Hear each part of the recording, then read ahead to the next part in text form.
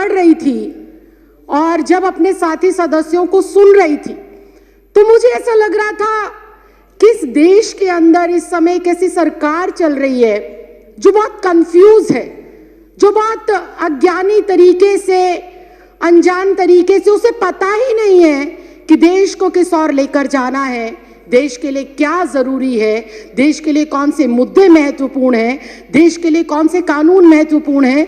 उनको इस चीज की बिल्कुल जानकारी नहीं है।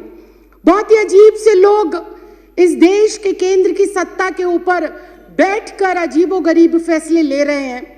जो इस देश में अभी तक विदेशी कहे जा रहे हैं उनको ये नागरिकता दे रहे हैं बिना किसी कॉमा फुल स्टॉप के। और इस देश के अंदर जो सदियों से, दशकों से रह रहे हैं उनको ये कहते हैं कि अगर तुम इस देश के नागरिक हो तो तुम्हें कागजात देने पड़ेंगे, तुम्हें प्रूफ करना पड़ेगा कि तुम इस देश के नागरिक हो। ये अजीब विडंबना है। हमारे पास वोटर आईडी कार्ड है, हमारे पास आधार कार्ड है, हमारे पास पैन कार्ड है, हमारे पास पासपोर्ट है, उनको ये हमारे कागज नहीं मानते। जिस वोटर आईडी कार्ड से इनको सत्ता में चुनकर भेजा गया, जिस वोटर आईडी कार्ड से देश के 128 करोड़ लोग इनको चुनकर भेजते हैं, उस वोटर आईडी कार्ड को भी ये हमारा सबूत के तौर पर मानने को तैयार नहीं। बहुत ही हास्यास्पद बात है कि जिस पहचान पत्र की बदौलत एक तड़ीपार व्यक्ति इस देश का गृह मंत्री बन जाता है, मैंने नाम नहीं लिया, मैंने नाम नहीं लिया, मैंने नाम नहीं लिया, मैंने नाम नहीं लिया, मैंने नाम नहीं लिया। ये बहुत ही हास्यास्पद है, ये बहुत ही हास्यास्पद है। ये ऑन रिकॉर्ड है, ये ऑन रिकॉर्ड है, ये ऑन रिकॉर्ड है, ये ऑन रिकॉर्ड है। मैंने नाम नहीं लिया। आप अपना भाषण जारी रखिए ना। मैंने नाम नहीं लिया। आप अपनी बात जारी रखिए। मैं अध्यक्ष जी यही कह रही हूँ, मैं अध्यक्ष जी, आप मेरी तरफ उंगली ना करें, मेरी तरफ उंगली ना करें। सारे प्रिविलेज का मामला है। पहले उन्होंने मेरी तरफ उंगली करी क्यों? अपनी बात कहते रहिए। अध्यक्ष जी, मैं बहुत शांति से और शालीनता से ये कह रही हूँ कि जिस पहचान पत्र की बदौलत एक आम साधारण नागरिक एक तड़ी पार को चुनकर देश का गृह मंत्री बना सकता है। आगे बढ़िए। एक चाय वाला, एक चाय वाला, एक चाय वाला, एक चाय वाला, एक चाय वाला, एक चाय वाला इस लोकतंत्र के अंदर एक वोट के अधिकार से सीधा चाय वाले से प्रधानमंत्री बन जाता है। उस वोटर आईडी कार्ड की कोई अहमियत नहीं। क्या बात करते हो, क्या बात करते हो? और मैंने किसी का नाम नहीं लिया। आपको कोई आपत्ति है? आप माननीय अध्यक्ष जी से बात करें। आपको कोई आपत्ति है? आप माननीय अध्यक्ष जी से। तड़ी पार कौन है? तड़ी पार कौन है? तड़ी पार कौन है? चाय वाला कौन है? तड़ी पार कौन है? तड़ी पार कौन है? चाय वाला कौन है? मैंने कुछ नहीं कहा, मैंने किसी का नाम भी नहीं लिया। आप क्यों इतना आग बबूला हो रहे हैं? इतना आग बबूला क्यों हो रहे हैं? इतनी गर्माहट क्यों? इतनी गर्माहट क्यों? क्यों इतनी मिर्ची लग गई? क्यों इतनी मिर्ची लग गई? आपको इतनी दिक्कत क्या हो गई? आपको इतनी परेशानी क्या हो गई? 2 मिनट के अंदर आप कोई सफाई ना। लेकिन अगर विपक्ष ऐसे टीका टिप्पणी करेगा, आप बोलते रहिए ना। विपक्ष टीका टिप्पणी करेगा, कैसे चलेगा? आप बोलते रहिए। अनुशासन नाम की चीज है। आप बोलते रहिए ना। आपको किसने? अनुशासन नाम की चीज है, आप उन्हें अनुशासन सिखाइए।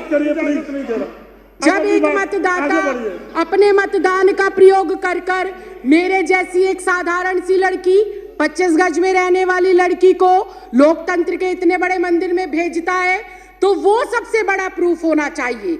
बाबा साहब भीमराव अंबेडकर ने वोट डालने का अधिकार सबको दिया, और वो वोट डालने का अधिकार इस बात को सिद्ध करता है कि हम इस भारत देश के नागरिक हैं। मैं सिर्फ इतना कहना चाहती हूं कि 1989 से पहले कानूनन ऐसी कोई प्रतिबद्धता, ऐसी कोई मजबूरी या अनिवार्य नहीं था कि एक कोई भी जो बच्चा पैदा होगा, जो भी व्यक्ति जन्म लेगा, उसका जन्म प्रमाण पत्र बनाया जाए। ऐसी कोई पॉलिसी नहीं थी।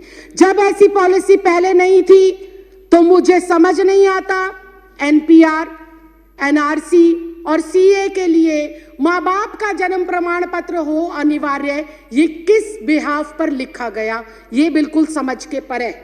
और फिर एक बार फिर से विपक्ष को हो सकता है मेरी बातों से आघात पहुंचे, लेकिन ये कटु सत्य है कि अगर ये कंपलसरी है कि एनपीआर, एनआरसी और सीए के लिए अपने अपने माता पिता का जन्म प्रमाण पत्र दिखाना जरूरी है, तो क्या हमारे देश के माननीय प्रधानमंत्री अपने माता पिता का जन्म प्रमाण पत्र दिखा पाएंगे? क्या हमारे देश के माननीय गृह मंत्री अपने माँ बाप का जन्म प्रमाण पत्र दिखा पाएंगे? क्या हमारे इस देश के रक्षा मंत्री हमारे जो ये एनसीआर, एनपीआर और सीए है, इसके माध्यम से अपने माँ बाप का जन्म प्रमाण पत्र दिखा पाएंगे? क्या इस देश के माननीय राष्ट्रपति अपने माँ बाप का जन्म प्रमाण पत्र दिखा पाएंगे? क्या आरएसएस प्रमुख मोहन भागवत अपने माँ बाप का प्रमाण पत्र दिखा पाएंगे? क्या श्री एल.के. आडवाणी जी अपने माँ बाप का प्रमाण पत्र दिखा पाएंगे? या माननीय अध्यक्ष महोदय आप स्वयं अपने माँ बाप का प्रमाण पत्र दिखा पाएंगे?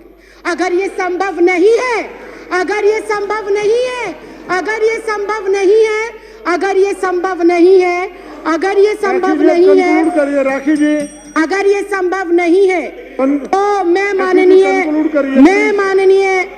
माननीय अध्यक्ष महोदय सिर्फ इतना कहना चाहती हूं कि जब बीजेपी का शीर्ष नेतृत्व, केंद्र में बैठे मंत्रिमंडल, प्रधानमंत्री, गृह मंत्री अपने माँ बाप का बर्थ सर्टिफिकेट नहीं दिखा सकते, तो क्या उन्हें, मैं कंक्लूड ही कर रही हूँ सर, क्या उन्हें डिटेंशन सेंटर भेजा जाएगा?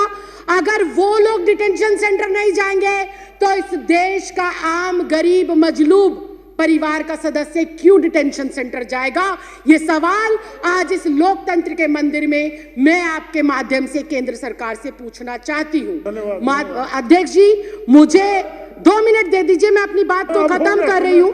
अध्यक्ष जी, मुझे ऐसा लगता है कि एनपीआर, एनआरसी और सीए महज देश की जनता को भटकाने के लिए एक हथियार के रूप में केंद्र सरकार आजमा रही है और भटकाना चाहती है। वो अपनी नाकामियों से जनता को, नोटबंदी से देश को भटकाना चाहती है, जीएसटी की जो अभी मार पड़ी है व्यापारियों के ऊपर, उससे देश की जनता को वो भटकाना चाहती है।